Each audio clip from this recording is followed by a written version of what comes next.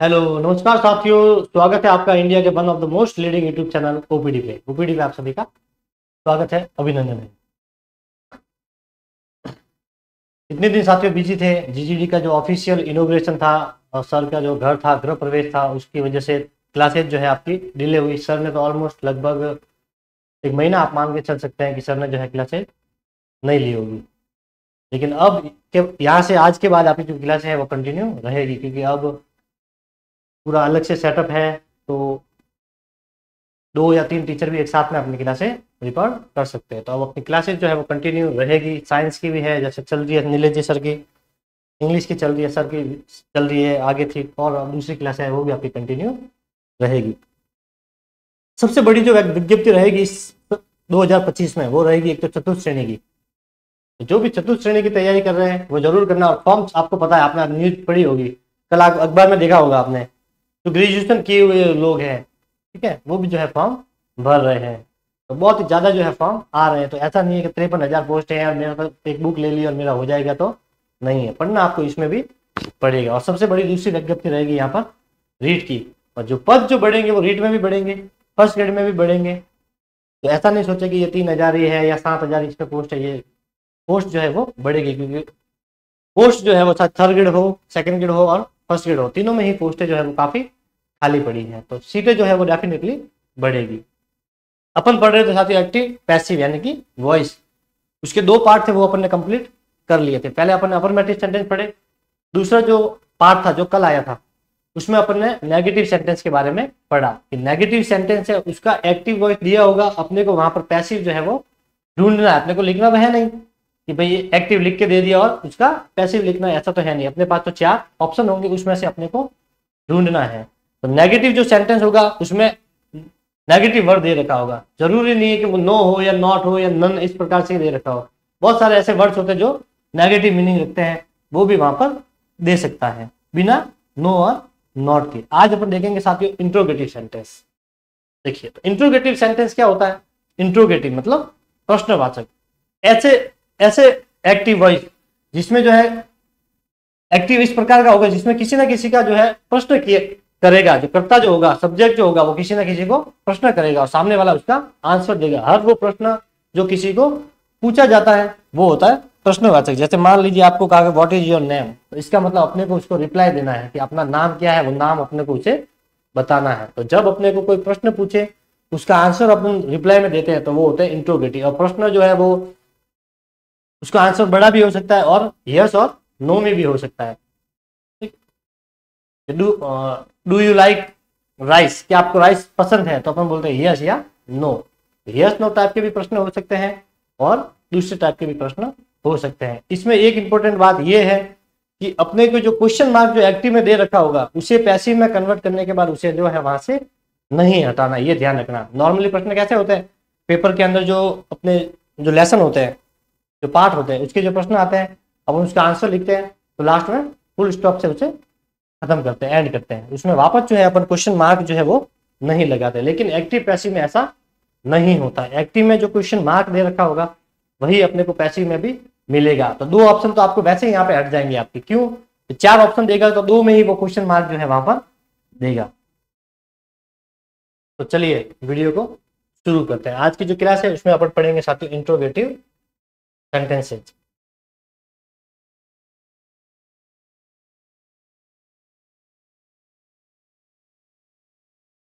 प्रश्नवाचक वाक्य, ठीक है।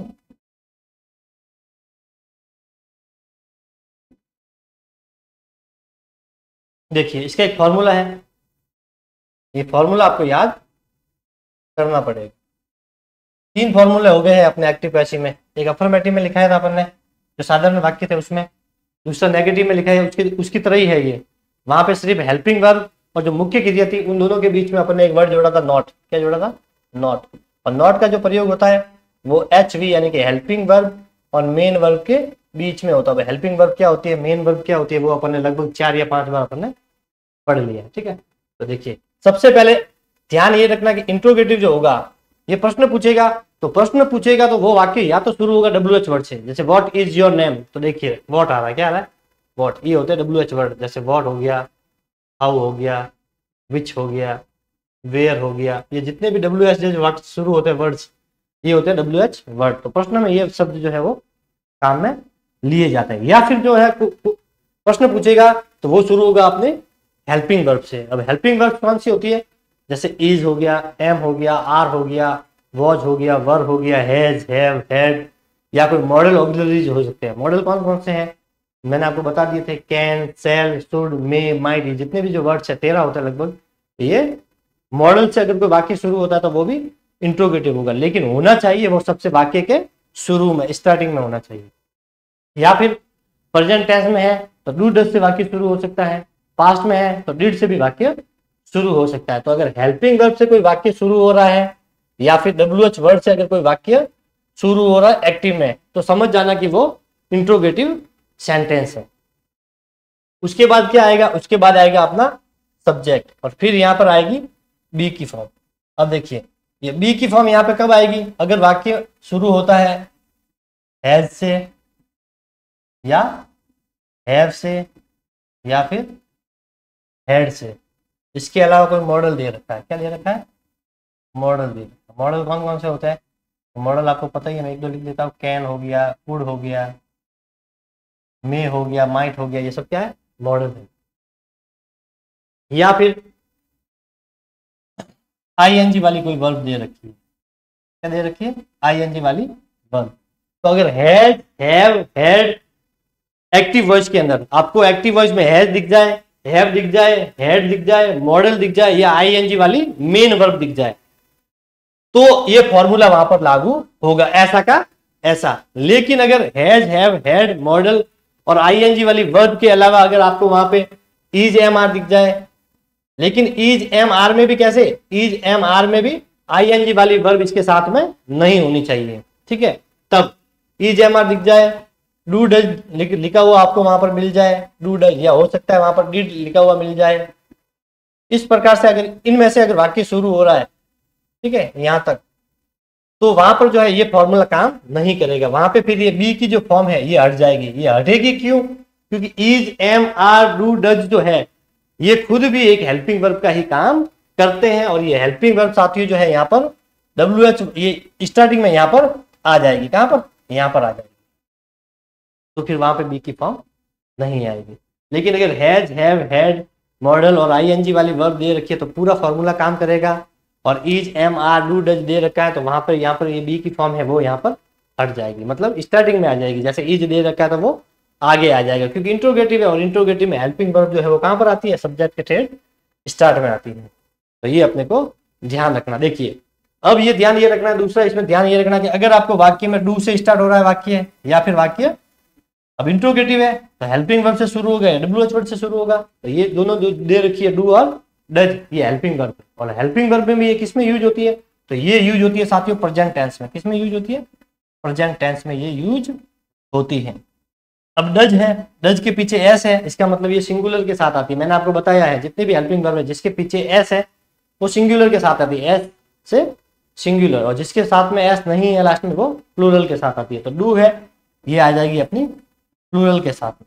अगर सब्जेक्ट प्लूरल है तो डू के साथ में तो आ जाएगा वहां पर आर, और अगर सिंगुलर दे रखा है तो वहां पर आ जाएगा अपना इज। डू और डज जो है वो एक्टिव से पैसिव में चेंज करेंगे तो डू और डज वहां से हट जाएगी, और वहां पे क्या हो जाएगा, डज की जगह पे हो जाएगा इज और डू की जगह पे हो जाएगा आर, ठीक है। इसी तरह से अगर डिड दे रखा है, क्या दे रखा है, एक्टिव वॉइस में डिड दे रखा है, तो जब इसे पैसिव में चेंज करेंगे तो डिड हट जाएगा और इसकी जगह पे आ जाएगा वहां पर वॉज या वर, दोनों में से एक आएगा। ये इज वॉज के पीछे एस है, मतलब ये सिंगुलर के साथ में आ जाएगा, इसके साथ में सिंगुलर के साथ, और ये वर जो है ये आ जाएगा अपना प्लूरल यानी कि बहुवचन के साथ में। इस प्रकार के जो सेंटेंस है ये चतुर्थ श्रेणी के अंदर आपको नहीं पूछेगा, ध्यान रखना। आपका जो प्रश्न बनेगा वो अपने जो पहली और दूसरी क्लास पढ़ी है उसमें से ही लगभग बनेगा। इसमें से आएगा तो मुझे नहीं लगता कि इसमें से जो प्रश्न चतुर्थ श्रेणी में कम से कम आपको पूछेगा। हाँ, रीट मेंस में जरूर पूछ सकता है, क्योंकि वहां पे आपकी पर्टिकुलर सब्जेक्ट होती है इंग्लिश, जिसमें आप ग्रेजुएट होते हैं और BEd करते हो, तो वहां पर जो प्रश्न है वो एडवांस लेवल के बनते हैं। चतुर्थ श्रेणी का स्तर भी वैसा ही है, 10वीं पास है, तो उसमें इस प्रकार के प्रश्न वहां पर नहीं बनेंगे। तो देखिए इंट्रोगेटिव सेंटेंस से पैसिव बनाते समय डू डज की जगह इज एम आर का यूज होता है। डज है सिंगुलर दे रखा है तो इज हो जाएगा, डू दे रखा है इसका मतलब वहां पर क्या हो जाएगा, आर हो जाएगा। ठीक है, और डू है ये आई के साथ में भी डू का यूज होता है। किसका यूज होता है, डू का। तो इसका मतलब अगर आई के साथ में डू दे रखा है तो उसका क्या हो जाएगा, आर हो जाएगा, क्योंकि आई के साथ में प्लूरल वर्ब का यूज किया जाता है, वहां पे आई के साथ में इज का यूज नहीं होता।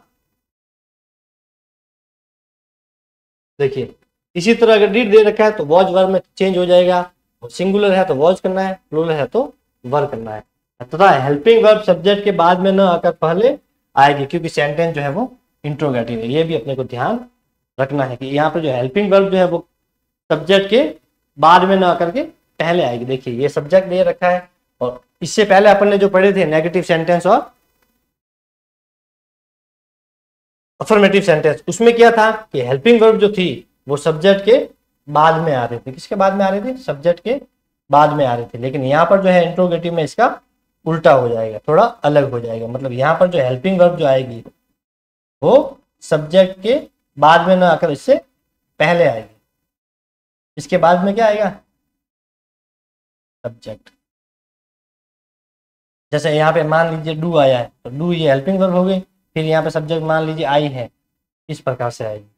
उन पहले अपन ने जो पढ़े थे उसमें क्या था, पहले सब्जेक्ट आता था उसके बाद में यहाँ पर हेल्पिंग वर्ब आती थी। तो ये आई और डू इस प्रकार से वाक्य थे वहां पर। किसमें, इससे पहले जो दो क्लासें पढ़ी थी अफर्मेटिव में और नेगेटिव में सब्जेक्ट पहले आ रहा था, उसके बाद में यहाँ पर हेल्पिंग वर्ब आ रही थी। लेकिन इंट्रोगेटिव में ध्यान रखना है हेल्पिंग वर्ब पहले आएगी और सब्जेक्ट जो है वो इस हेल्पिंग वर्ब के बाद में आएगी। देखिए ये हेल्पिंग वर्ब सबसे पहले या फिर WH वर्ड होगा और उसके बाद में क्या आएगा, सब्जेक्ट। ये थोड़ा सा इसमें ध्यान रखना है।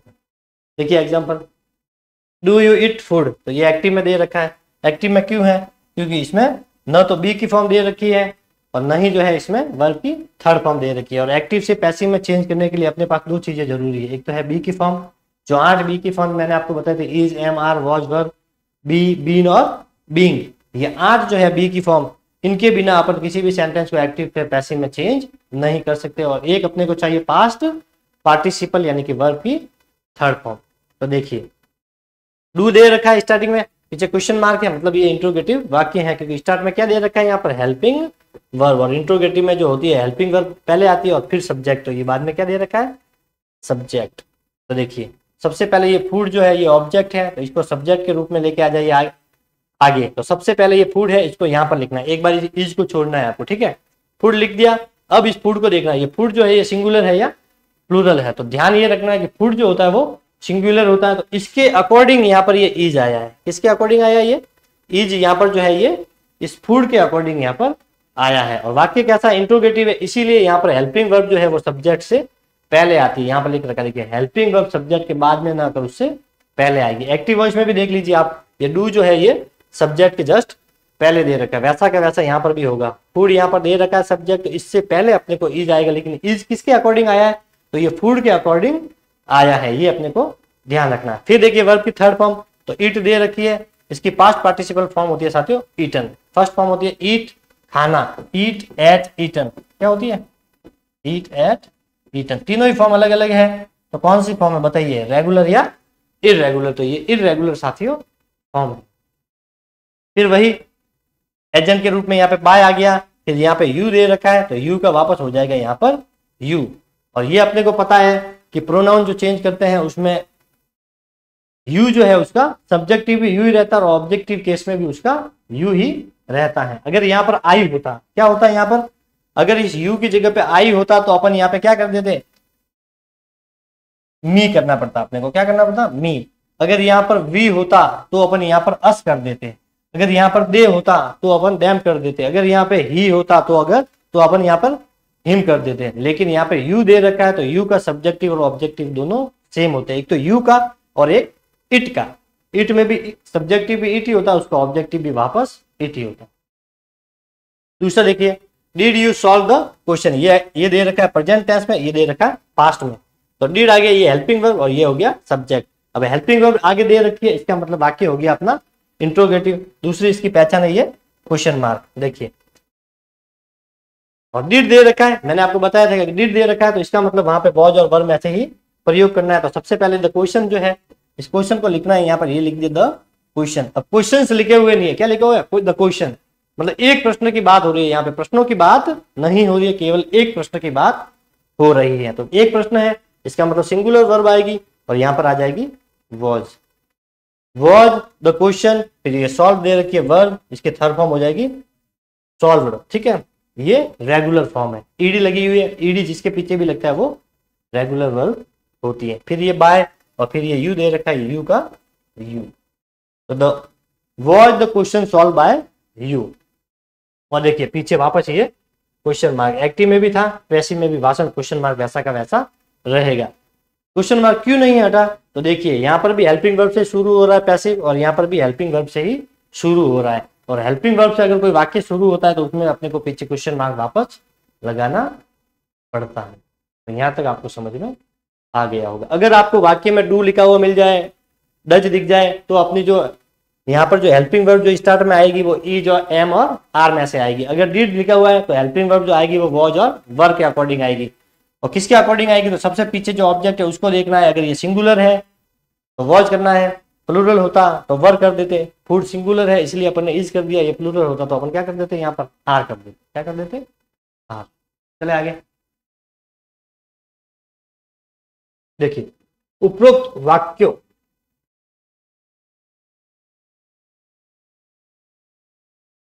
ये जो सेंटेंस है मैं डू व डिड की जगह क्रमशः इज व वाज का प्रयोग किया गया है। उपरोक्त मतलब ऊपर जो लिखे हुए थे, जो सेंटेंस अपन ने दो पढ़े उसमें किया, पहला वाला जो एग्जांपल देखा उसमें डू था, दूसरा वाला जो एग्जांपल देखा उसमें डिड था, दोनों में ही सिंगुलर थे सब्जेक्ट, इसीलिए वहां पर इज कर दिया और डिड की जगह पे क्या कर दिया, वॉज कर दिया। अगर प्लूरल होता तो अपन क्रमशः यहाँ पर क्या कर देते, आर और वर कर देते। ये तो आपको पता है क्योंकि ये मैंने आपको स्टार्ट में सबसे पहले बेसिक बातें ये बताई हुई है। देखिए why do you eat food, ये है देखिए WH वर्ड से। इससे पहले जो अपन ने दो एग्जांपल लिए वो थे अपने हेल्पिंग वर्ब वाले, कौन से थे, HV यानी कि हेल्पिंग वर्ब, और ये है WH वर्ड से। तो why do you eat food, question mark है, ये दे रखा है अपना एक्टिव, किसमें दे रखा है, एक्टिव में। तो सबसे पहले इसका पैसिव, ध्यान ये रखना है कि WH वर्ड जो दे रखा है उसको सबसे पहले वैसा का वैसा ही लिखना है। एक होता है चेंज, अगर हु होता है यहाँ पर तो उस हु की जगह पर अपन क्या कर सकते थे, बाय हुम। ये अपन देखेंगे आगे एग्जांपल ये ले रखा है, इसका एग्जांपल बाय हुम से भी अपन बना सकते हैं पैसिव, और हु से भी वापस बना सकते हैं। और ये कई बार जो है एग्जाम में पूछा है, इस प्रकार के अपन ने एग्जाम्पल लिए हैं। देखिए तो वाय है, इसको वैसा का वैसा लिखना है। अगर आगे आपको WH वर्ड लिखा हुआ मिल जाए तो उसको वैसा का वैसा लिखना है, लेकिन अगर हेल्पिंग वर्ब मिल जाए तो उसको फिर अपन वैसी की वैसी नहीं लिख सकते हैं। देखिए वापस पीछे चलते हैं, ये देखिए यहाँ पर डू था अपन ने इज कर दिया, यहाँ पे डिड था अपन ने वाज कर दिया, चेंज हुई। क्यों, डू और डज है इसका मतलब इज एम आर में से आएगी, और डिड है इसका मतलब वॉज और वर में से आएगी, ये ध्यान रखना अपने को, ठीक है। लेकिन यहाँ पे देखिए WH वर्ड है तो इसको सबसे पहले वैसा का वैसा ही लिखना है, जैसे यहाँ पे लिख दिया वाई, यहाँ पर भी लिख दिया वाई। फिर यहाँ पे देखिए ऑब्जेक्ट कौन सा, ये फूड है, ये ऑब्जेक्ट है, ठीक है। तो सबसे पहले ये फूड है, इसको एक बार थोड़ी सी जगह रख के यहाँ पे लिखना है। अब फूड लिख दिया, इसके अकॉर्डिंग अपने को यहाँ पर हेल्पिंग वर्ब का यूज करना है, तो यहाँ पे आ जाएगी इज। अपने को यहाँ पे हेल्पिंग वर्ब का यूज किस प्रकार से करना है वो मैं आपको बता देता हूँ। अगर WH वर्ड दे रखा है, क्या दे रखा है, WH वर्ड, तो सबसे पहले अपने को WH वर्ड वैसा का वैसा लिखना है, उसके बाद में हेल्पिंग वर्ब आएगी, उसके बाद में सब्जेक्ट आएगा। तो हेल्पिंग वर्ब का जो यूज होगा वो WH वर्ड व सब्जेक्ट के बीच में हेल्पिंग वर्ब आएगी, ये ध्यान रखना। WH वर्ड दे रखा है तो सबसे पहले WH वर्ड आएगा, फिर हेल्पिंग वर्ब आएगी, और फिर जो है सब्जेक्ट आएगा। मतलब हेल्पिंग वर्ब जो आएगी वो WH वर्ड और सब्जेक्ट के बीच में आएगी। तो ये हो गया WH वर्ड और ये हो गया अपना सब्जेक्ट, तो ये बीच में क्या आ गई, इज, ये इसके अकॉर्डिंग यहाँ पर इज आई है। यहाँ पे इट है, इट के थर्ड फॉर्म हो गई ईटन बाय और यू। अब देखिए यहाँ पर वाई, फिर इसने कर दिया यहाँ पर सब्जेक्ट और फिर कर दिया इज ईटन बाय यू, तो ये हो गया अपना रॉन्ग, क्योंकि WH वर्ड वाले जो इंट्रोगेटिव सेंटेंस है उसमें ध्यान ये रखना है कि WH वर्ड वाले शब्द को सबसे पहले लिखना है, फिर हेल्पिंग वर्ब लिखनी है और फिर सब्जेक्ट लिखना। अगर पहले आपने सब्जेक्ट लिख दिया और फिर हेल्पिंग वर्ब लिख दी तो आपका प्रश्न रॉन्ग हो जाएगा। अगर इसमें ये वाई नहीं होता, ये अगर नेगेटिव वाक्य होता, इन कौन सा जो इससे पहले अपन ने पढ़े थे वो, या अफर्मेटिव सेंटेंस होता, ये अफर्मेटिव सेंटेंस, तो ये यहाँ पर सही हो जाता। उसमें क्या होता है, ये फूड था, ये ऐसा कैसा, फिर हेल्पिंग वर्ब, फिर वर्ब की थर्ड फॉर्म, फिर बाय और फिर यू। ठीक है, अगर ये इस प्रकार से सेंटेंस होगा यू ईट फूड, तो फिर अपन ऐसे कर सकते हैं food is eaten by you. इससे पहले अपन ने इसे ही पढ़ा था। लेकिन इंट्रोगेटिव आते ध्यान ये रखना है कि WH वर्ड, उसके बाद में हेल्पिंग वर्ब आएगी और उसके बाद में सब्जेक्ट आएगा, क्योंकि प्रश्नवाचक चिन्ह वही लगता है जो या तो WH वर्ड से शुरू होगा या हेल्पिंग वर्ब से शुरू होगा। नोट, इस वाक्य में बी की फॉर्म सब्जेक्ट से पहले आएगी तथा WH वर्ड के बाद, न कि सब्जेक्ट के बाद। देखिए यहाँ पर लिखा हुआ है ये WH वर्ड और ये सब्जेक्ट और इसके बीच में यहाँ पर आ गई ये बी की फॉर्म। अगर इसको इस प्रकार से कर दिया, पहले सब्जेक्ट लिख दिया और फिर यहाँ पे अगर आपने बी की फॉर्म या हेल्पिंग वर्ब लगा दी तो सेंटेंस हो जाएगा अपना रॉन्ग। पहले WH वर्ड, फिर आएगी हेल्पिंग वर्ब, फिर आएगा सब्जेक्ट, उसके बाद मेन वर्ब, फिर बाय और फिर ऑब्जेक्ट। इंट्रोगेटिव सेंटेंस में एक्टिव एंड पैसिव में बदलते समय मार्क ऑफ क्वेश्चन नहीं बदलता है, ये तो बता दिया। इसे वापस अपने को ये यहाँ पर भी लगा हुआ है और पैसिव में भी ये वैसा का वैसा रहेगा, ये पैसिव। ठीक है, एक्टिव का मतलब सक्रिय, पैसिव का मतलब निष्क्रिय। यहाँ पर जो करता होता है वो एक्टिव होता है और यहाँ पर वो जो सब्जेक्ट यहाँ पर होगा वो पैसिव में जाकर ऑब्जेक्ट में बदल जाता है, इसलिए ये निष्क्रिय होता है। लेकिन दोनों का अर्थ जो है वो नहीं बदलता है, सेम ही रहता है। ठीक है, can you solve this question, तो देखिए कैन है, मॉडल दे रखा है और मॉडल जो होता है वो भी किसका भाग है, ऑक्सिलरीज बोलते हैं जिसे, हेल्पिंग वर्ब का ही भाग है। तो ये भी इंट्रोगेटिव वाक्य रहेगा, क्योंकि मॉडल ऑक्सिलरीज जो है वो हेल्पिंग वर्ब के अंतर्गत ही आते हैं। तो मॉडल्स कौन कौन से ये आपको पता है, may, can, could, shall, should, must, ought to, need to, ये सारे मॉडल्स हैं। तो सबसे पहले ये कैन दे रखा है, इस कैन को वैसा का वैसा अपने को लिखना है। जैसे WH वर्ड में लिखा अपन ने वाई दे रखा था, वापस वाई लिखा, उसी तरह इसमें भी लिखना है। कैन, मे, शैल, शुड, जो भी मॉडल दे रखा उसको वैसा का वैसा अपने को वापस लिखना है। लिख दिया, फिर अपने को देखना है इसमें दिस क्वेश्चन, ये क्या दे रखा है, ऑब्जेक्ट दे रखा है, ऑब्जेक्ट है, इसको यहाँ पर सब्जेक्ट के रूप में लिखना दिस क्वेश्चन। फिर यहाँ पर लगाना है बी, फिर लगाना है सॉल्व की थर्ड फॉर्म सॉल्व, फिर बाय और फिर यू। मॉडल ऑक्सिलरी वाले जो इंट्रोगेटिव वाक्य होंगे उसमें सबसे पहले मॉडल जो है वो वैसा का वैसा नीचे आ जाएगा, उसके बाद में बी की फॉर्म यहाँ पर नहीं आएगी। ध्यान रखना, जो बी है वो मॉडल के साथ में क्या यूज होता है ये आपको पता है, कौन सा भी मॉडल आए उसके साथ में अपने को एक्टिव पॉजिटिव में सिर्फ बी जोड़ना है। क्या जोड़ना है, बी। लेकिन ये बी जो है ये कैन के जस्ट, अगर इस प्रकार से इस सेंटेंस को कर देते, can be this question, can be this question,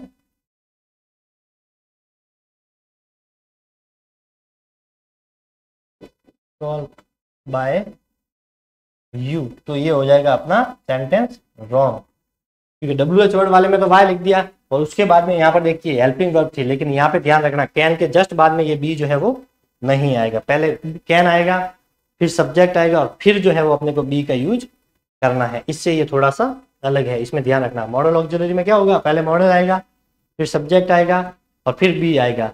तो कैन और बी जो है वो दोनों एक साथ में यूज नहीं होते, आपको तो ये ध्यान रखना है कि कैन और बी जो है वो दोनों एक साथ में यूज नहीं होते, इनके बीच में अपने को सब्जेक्ट जो है वो लगाना पड़ेगा। चाहे कौन सा भी मॉडल हो, जरूरी नहीं है वहां पे कैन आ जाए, सेल, मे, माइट, कुड, कोई भी हो सकता है। ठीक है, तो कैन, फिर ये सब्जेक्ट हो गया यहाँ पर और फिर ये बी आ गया, फिर इसकी थर्ड फॉर्म, फिर बाय और फिर यू। ठीक है, इससे जैसा ही है।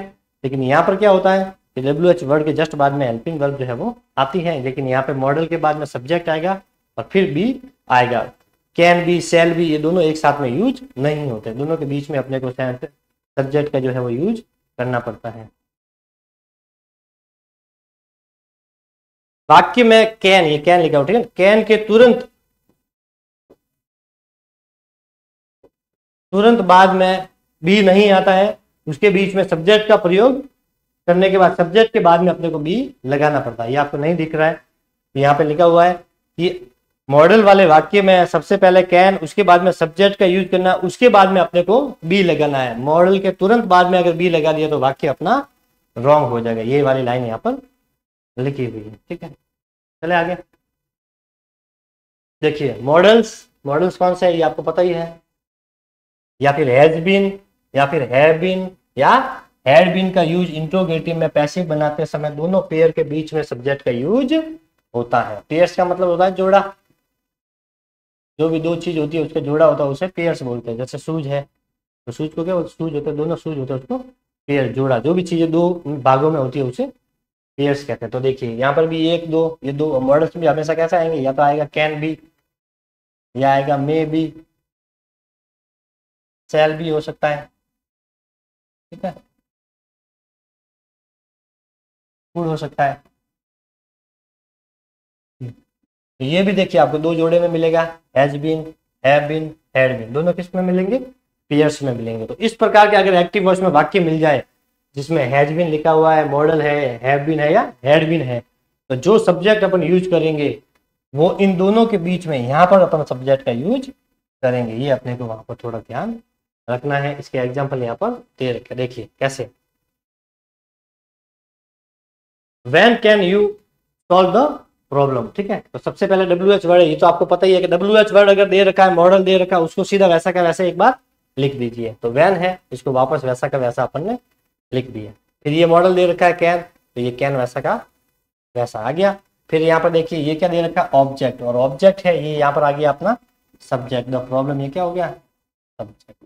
फिर ये यहाँ पर क्या लिख दिया, बी, तो मॉडल है। तो देखिए ये हो गया कैन और ये हो गया बी, और दोनों के बीच में क्या आ गया, सब्जेक्ट। अगर आपको इसको इस प्रकार से लिख देते, when the problem can be solve by you, यहाँ पर देखिए कैन और बी दोनों साथ में लिख दिया, तो ये सेंटेंस हो गया अपना रॉन्ग। आपको देखते ही पता चलना चाहिए, अगर can be, has been, have been दोनों एक साथ में लिखे हुए तो वैसे ही वो ऑप्शन आउट हो जाएगा, और वो आपको फंसाने के लिए इस प्रकार का ही वहां पर वाक्य देगा। ये अपने को ध्यान रखना कि पेयर्स वाले होंगे उसके बीच में सब्जेक्ट आ जाएगा। फिर सॉल्व है वर्ब, तो ये हो गया सॉल्व, फिर बाय और फिर यू, तो ये हो जाएगा अपना सही। WH वर्ड वैसा का वैसा, कैन मॉडल है तो वैसा, और मॉडल आ गया, इसका मतलब अपने को हेल्पिंग वर्ब बी का यूज करना पड़ेगा। सब्जेक्ट आ गया द प्रॉब्लम, फिर बी, और फिर वैसा का वैसा।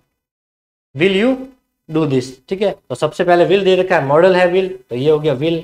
फिर ये दिस जो है ये ऑब्जेक्ट है, तो यहाँ पर हो गया सब्जेक्ट, फिर ये बी। तो देखिए ये मॉडल और ये बी दोनों के बीच में ये सब्जेक्ट आ गया। फिर डू की थर्ड फॉर्म होती है डन, डू डिड डन, फिर बाय और फिर यू। देखिए विल बी, अब यहाँ पे देखिए विल और बी दोनों एक साथ जोड़ लिए, तो ये सेंटेंस वैसे ही रॉन्ग हो गया। आगे अपने को कुछ भी इसको पढ़ने की जरूरत भी नहीं पड़ेगी। आपको ये समझना है कि मॉडल दे रखा हो, हैज हैव बीन दे रखे हो, तो इन दोनों के बीच में यहाँ पर सब्जेक्ट का यूज करना पड़ेगा। इन दोनों को एक साथ में अपन नहीं लिख सकते एक्टिव से पैसिव में बदलते समय। कैन बी, विल बी एक साथ में आकर दोनों के बीच में सब्जेक्ट का यूज होगा, जैसे अपन ने एग्जाम्पल में अपन ने पढ़ा, is she reading the book. तो देखिए इज दे रखा है हेल्पिंग वर्ब, ये आगे हेल्पिंग वर्ब, द बुक है ये ऑब्जेक्ट, तो ये यहाँ पर हो गया सब्जेक्ट। और आईएनजी वाली वर्ब है, तो अपने को पता है आईएनजी के साथ में हमेशा जो बी की फॉर्म आती है वो कौन सी आती है, बीइंग आती है। ये अपन ने पढ़ रखा है कि यहाँ पर अगर आईएनजी वाली वर्ब है तो पैसिव में भी अपने को आईएनजी वाली वर्ब का यूज करना पड़ेगा, वो होती है बीइंग। तो the book is the book being, फिर ये रीड है, इस रीड की थर्ड फॉर्म रीड ही होती है। फिर बाय और सी दे रखा, तो सी का सब्जेक्टिव सी होता है, इसका ऑब्जेक्टिव हो जाएगा हर, और क्वेश्चन मार्क वैसा का वैसा। Is the book being read by हर, ये ध्यान रखना है। सबसे पहले हेल्पिंग वर्ब वैसे की वैसी आएगी, फिर द बुक है, ये अब इज किसके अकॉर्डिंग आया, इज जो है द बुक के अकॉर्डिंग आया है। तो सबसे पहले अपने को लिखना है द बुक। अगर यहाँ पर बुक्स होता, क्या होता, बुक्स होता, तो यहाँ पर लिखते अपन द बुक्स, क्या लिखते द बुक्स, और बुक्स हो गया प्लूरल में हो गया, तो फिर यहाँ पर ये इज नहीं आता, फिर यहाँ पे आगे क्या आता, are the books being read by her. तो सबसे पहले ये ध्यान रखना कि जो भी यहाँ पर जो ऑब्जेक्ट दे रखा है उसको जब सब्जेक्ट बनाओ तो एक बार पहले उसको लिख दो, इसको लिखने के बाद इसके अकॉर्डिंग कौन सी वर्ब आएगी वो बाद में लिख दो। एक बार आगे अपन इज नहीं लिखना है, आर नहीं लिखना है, पहले सब्जेक्ट लिख दीजिए। इसको आराम से पढ़िए कि सब्जेक्ट सिंगुलर है तो आगे इज लगा दीजिए, प्लूरल है तो आर लगा दीजिए, ठीक है। इसी तरह से अगर यहाँ पे वॉज होता तो भी अपने को लिखना पड़ता, फिर इसको देखते सिंगुलर है तो वॉज लगा देते, प्लूरल है तो वर्ब लगा देते। लेकिन आईएनजी वाली वर्ब है, इसका मतलब अपने को बीइंग का यूज इसमें करना ही पड़ेगा। इज, एम, आर या वॉज वर्ब प्लस आईएनजी वाले वाक्यों में पैसिव बनाते समय बीइंग का प्रयोग किया जाता। ध्यान रखना कि इज, एम, आर या फिर वॉज वर्ब के साथ में वर्ब की फर्स्ट फॉर्म के पीछे आईएनजी दे रखा, मतलब is going, are going, am going, was going, were going, ये कोई भी बी की फॉर्म आपको वहां पर मिल जाए, इनके साथ में ऐसी वर्ब मिल जाए जिसके पीछे आईएनजी लगा हुआ है, तो ध्यान रखना उसको पैसिव में बदलते समय अपने को आईएनजी वाली बी की फॉर्म का ही यूज करना पड़ेगा। और ये बी की फॉर्म होगी अपनी बीइंग। कौन सी होती है? बीइंग। जो 8 पढ़ी थी उसमें बीइंग भी थी। हु हेल्प यू, देखिए WH वर्ड में है तो सबसे पहले WH वर्ड वाले वाक्य को ऐसा का ऐसा लिखना है, लिख दिया। फिर देखिए हु हेल्प यू, फिर ये यू जो है ऑब्जेक्ट है, इसको लिख दीजिए एक बार, यहाँ पे ये खाली जगह छोड़ दीजिए, लिख दिया। अब यू है तो यू के साथ ये प्रेजेंट टेंस का वाक्य है। कौन सा टेंस का वाक्य है? प्रेजेंट टेंस का वाक्य। इसका मतलब अपनी हेल्पिंग वर्ब आएगी वो इज, एम और आर में से आएगी, और वहां पे दे रखा है यू, तो यू के साथ इसमें से क्या आता है? आई एम तो आएगा ही नहीं क्योंकि ये तो आई के साथ आता है। अब बचे इज और आर, तो यू के साथ हमेशा आर आता है। क्या आता है? आर आता है। यू दे रखा है तो यू के अकॉर्डिंग यहाँ पर आ गया आर। WH वर्ड वैसा का वैसा, फिर यू को यहाँ पर लिख देना है और यू के अकॉर्डिंग जो भी वर्ब हो उसको आगे यहाँ पर लिख देना, क्योंकि इंट्रोगेटिव वाक्य है तो WH वर्ड, फिर हेल्पिंग वर्ब और उसके बाद में जो है सब्जेक्ट आता है। ठीक है, फिर हेल्प है तो हेल्प की थर्ड फॉर्म हेल्प हो गई, फिर बाय। ठीक है, यहाँ पर कोई ऑब्जेक्ट नहीं दे रखा, अगर ऑब्जेक्ट होता तो बाय के बाद में उसे भी अपन यहाँ पर लिख देते हैं। ठीक है, इस प्रकार से भी बना सकते हैं, और हु है जैसे बाय हुम से भी अपन बना सकते हैं। मैंने बता दिया, देखिए अब हु का क्या हो जाएगा? बाय हुम, फिर वैसा का वैसा ये यू लिख दिया, यू के अकॉर्डिंग यहाँ पर आर कर दिया, और हेल्प का क्या हो जाएगा? हेल्प का। अब इसमें बाय का यूज ये यहाँ पर किया, ये यहाँ पर नहीं आएगा। क्यों नहीं आएगा? कि ये बाय जो है यहाँ पर बाय हुम बन के आगे आ चुका है, और एग्जाम में 90% आपको हु वाले प्रश्न में इसी प्रकार के ऑप्शन वहां पर मिलेंगे। अगर हु वाला प्रश्न पूछेगा तो उसमें आपका ऑप्शन जो होगा वो बाय हुम वाला ही देगा। तो हु का हु से भी कर सकते हैं और बाय हुम से भी कर सकते हैं। इसके पीछे बाय लगाए और इसमें पीछे बाय लगाने की जरूरत नहीं है, क्योंकि वो बाय हुम के साथ में आगे यूज हो गया है। देखिए व्हाट आर यू कुकिंग, तो सबसे पहले व्हाट दे रखा है तो सबसे पहले इसको वैसा का वैसा लिखना है, क्योंकि ये WH वर्ड है, लिख दिया। फिर अपने को पता है इंट्रोगेटिव है तो हेल्पिंग वर्ब आएगी। हेल्पिंग वर्ब को लिखने से पहले एक बार ये देख लीजिए, यू दे रखा है मतलब ऑब्जेक्ट, तो इसको सब्जेक्ट में रूल के अकॉर्डिंग यहाँ पर इज आएगा। इसमें क्या आएगा? Is. What is being cooked bye you. ये सेंटेंस चतुश्रेणी में नहीं आएगा, और ये प्रश्न एक बार पूछा गया है, और ये पूछा था फर्स्ट ग्रेड का जो एग्जाम था उसमें, तो रीट में भी ये प्रश्न नहीं आएगा और चतुश्रेणी में ये प्रश्न नहीं आएगा। ये थोड़ा सा एडवांस लेवल का प्रश्न है। देखिए व्हाट वाले वाक्य में ऑब्जेक्ट मेंशन नहीं है तथा एक्टिव में बी की फॉर्म प्लूरल आर दी हुई है। यहाँ पर क्या दे रखा है? आर, और अपन ने यहाँ पर क्या किया है? इज। क्या किया है? इज। तो यहाँ पर इज कैसे हुआ? यहाँ पर आर दे रखा, तो इसमें यह ध्यान रखना है कि इसमें ऑब्जेक्ट नहीं दे रखा है, इसमें ऑब्जेक्ट नहीं दे रखा। व्हाट आर यू कुकिंग, तुम जो है क्या पका रहे हो, इसमें ये यू जो है ये ऑब्जेक्ट नहीं है। ध्यान रखना ये सब्जेक्ट के रूप में यहाँ पर दे रखा, क्योंकि अगर ऑब्जेक्ट होता तो अपन व्हाट से प्रश्न पूछते। किससे? व्हाट से। और व्हाट से जो प्रश्न पूछने पे जिसका भी आंसर निकलता है वो अपना होता है ऑब्जेक्ट। तो अगर व्हाट वाले वाक्य में ऑब्जेक्ट मेंशन नहीं हो तथा एक्टिव में बी की फॉर्म प्लूरल आर दी हुई हो, क्या दी हुई हो? आर। यहाँ पर दी हुई है आर, और ऑब्जेक्ट न होने के कारण हम पैसिव में बी की सिंगुलर फॉर्म का यूज करते हैं। देखिए अब यहाँ पे दे रखा है आर, और अपन ने यहाँ पर यूज किया है इज। क्या यूज किया है? इज, क्योंकि यहाँ पर ऑब्जेक्ट नहीं दे रखा। तो ध्यान रखना अगर कोई भी प्रश्न व्हाट से शुरू हो रहा है और उसमें अपन ऑब्जेक्ट नहीं दे रखा होगा तो उसका पैसिव बनाते समय व्हाट के साथ में अपने को वापस आर का यूज न करके सिंगुलर वर्ब का यूज करना है। अगर इज लिख दिया यहाँ पर, मान लीजिए यहाँ पर वर्ब होता, क्या होता? वर्ब, तो अपन इज नहीं लिखते, तो वापस यहाँ पर लिखते अपन वॉज लिखते। क्या लिखते? वॉज। अब यहाँ पे प्लूरल था, यहाँ पर सिंगुलर हो गया। क्यों हुआ? क्योंकि इसमें ऑब्जेक्ट नहीं दे रखा। जब वर्ड वाला वाक्य हो और ऑब्जेक्ट न दे रखा हो तो प्लूरल वर्ब जो है वो भी अपने आप जब पैसिव में चेंज करेंगे तो वो सिंगुलर में कन्वर्ट हो जाती है। यहाँ हमने इज बीइंग एक साथ में लिखा है क्योंकि ऑब्जेक्ट नहीं है। अगर ऑब्जेक्ट होता तो वह सब्जेक्ट के रूप में इज व बीइंग के बीच में यूज हो जाता। देखिए यहाँ पे इज लिख रखा है और यहाँ पर बीइंग लिख रखा है, दोनों साथ में लिखे हुए। साथ में क्यों लिखे हुए? क्योंकि इसमें ऑब्जेक्ट नहीं दे रखा है, इसमें ऑब्जेक्ट नहीं दे रखा। अगर इसमें ऑब्जेक्ट होता तो वो ऑब्जेक्ट जो है सब्जेक्ट के रूप में यहाँ पर आ जाता। मान लीजिए यहाँ पर आई दे रखा होता तो यहाँ पर जो आई जो है वो यहाँ पर आ जाता। कहाँ पर आता? इस इज और बीइंग दोनों के बीच में जो है वो आई आ जाता है, ये अपने को ध्यान रखना है। लेकिन ऑब्जेक्ट है ही नहीं, इसीलिए यहाँ पर इज और बीइंग दोनों साथ में आए हैं। अगर यहाँ पर ऑब्जेक्ट होता तो अपन इन दोनों के बीच में उसे लगा देते। तो what is being cooked bye you, सीधा वैसा का वैसा अपने को यहाँ पर उतारना। कुक की थर्ड फॉर्म क्या हो जाएगी, कुक्ड। और ये होगी अपनी रेगुलर वर्ब। कौन सी वर्ब है ये, रेगुलर वर्ब है।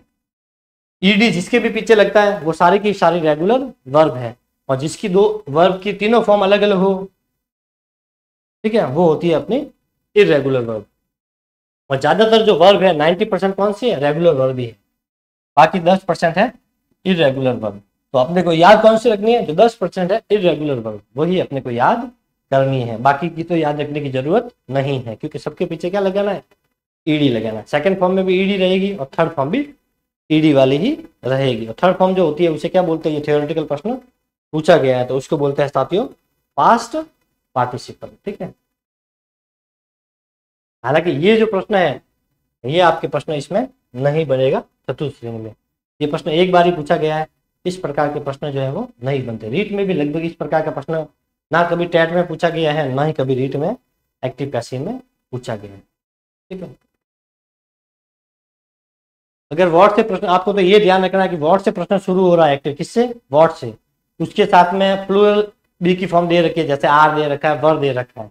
तो जब और उसमें ऑब्जेक्ट नहीं दे रखा है, व्हाट से शुरू होना चाहिए, प्लूरल वर्ब होनी चाहिए और ऑब्जेक्ट उसमें नहीं होना चाहिए। ये तीनों चीजें अगर है तो ध्यान रखना है कि व्हाट वाले वाक्य में जो प्लूरल आर था वो सिंगुलर बी की फॉर्म में चेंज हो जाएगा, और उसके साथ में ही अपने को आईएनजी वाली वर्ब के साथ में बीइंग का यूज करना है। इसके अलावा अपन ने जितने भी सेंटेंस पढ़े हैं कहीं भी ये बी की फॉर्म और ये बीइंग जो है दोनों एक साथ में अपने को देखने को नहीं मिलेगा। इज बीइंग हो गया या आर बीइंग, इस प्रकार से नहीं मिलेगा। वहां पे क्या था, जैसे इज था तो उसके बाद में यहाँ पे ही था और फिर यहाँ पर बीइंग था। ध्यान रखना, बीच में दोनों के बीच में यहाँ पर सब्जेक्ट देखने को अपने को मिलेगा। लेकिन ये वाक्य इसलिए दिया हुआ है क्योंकि इसमें न तो ऑब्जेक्ट दे रखा है, इसीलिए यहाँ पर ये इज और बीइंग दोनों एक साथ में दे रखे हैं। वरना मोस्टली यही होता है, 99% क्या होता है, ऑब्जेक्ट होगा, और ऑब्जेक्ट जब होगा तो ऑब्जेक्ट इन दोनों के बीच में यहाँ पर आ जाएगा, यहाँ पे इज आएगा और यहाँ पर बीइंग आएगा। ये प्रश्न आपके नहीं बनेंगे। चले आगे, आज की क्लास में साथियों इतना ही। देखिए अपन अफर्मेटिव पढ़े, नेगेटिव पढ़े और इंट्रोगेटिव पढ़े। अब अपन पढ़ेंगे साथियों इंपेरेटिव सेंटेंस, और इंपेरेटिव जो सेंटेंस है वो भी आपके चतुर्थ श्रेणी में नहीं आएगा प्रश्न। इंपेरेटिव प्रश्न से प्रश्न बनेगा, रीट मेंस में बन सकता है, सेकंड ग्रेड में जरूर पूछते हैं और फर्स्ट ग्रेड में भी मेंस में जरूर पूछते हैं। फर्स्ट ग्रेड में फर्स्ट पेपर जो है उसमें भी इस प्रकार के प्रश्न नहीं आएगा। जो कॉमन वाला जो पेपर होता है जिसमें 5-7 प्रश्न इंग्लिश के आते हैं उसमें भी ये प्रश्न नहीं आएगा। ये पर्टिकुलर जिसकी इंग्लिश जिसने ग्रेजुएशन के साथ में की है उसमें इस प्रकार के प्रश्न आएंगे। Thank you, have a good day.